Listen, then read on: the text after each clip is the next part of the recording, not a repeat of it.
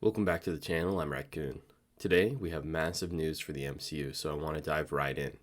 What do you know about the Venom movies? In particular, what do you know about how those Sony-produced films fit into the MCU? If you answered that they don't fit into the MCU at all, then you're right. Or at least you used to be right. You see, Sony has held the film rights to Spider-Man and all of Spidey's villains for the past 20-something years. It's actually been a huge sore spot for Kevin Feige and the leaders of Marvel Studios because they would have loved to use Spidey in the earliest MCU films, around the time of Iron Man and the first Captain America, but they couldn't.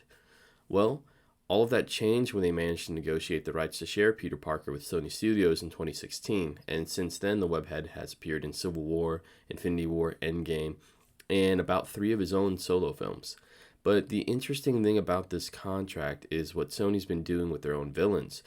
Basically, Sony owns the rights to the Spidey movies, and they've allowed Marvel Studios to include him in some of their Avengers-related films, but Sony has also been including the same exact version of Spider-Man in the movies like Venom and the upcoming Morbius.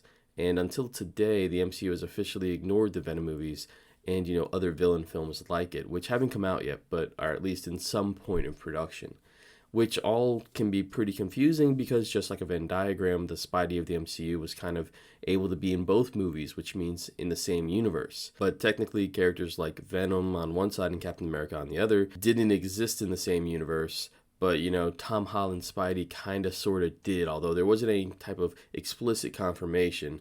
But, that was just kind of the implication that the folks at Sony put out there. Well, all of that's changed with the second Venom movie. In the film's after-credit scene, Venom experienced a multi-dimensional phenomenon, and he was dragged straight into the main MCU universe. Eddie Brock sits in a hotel room as we can hear the rants of J. Jonah Jameson about Spider-Man in the background. Does this mean that Venom will pop up in No Way Home? Will Venom actually be the Spidey hero instead of Toby or Andrew Garfield? Maybe. We'll just have to wait and see.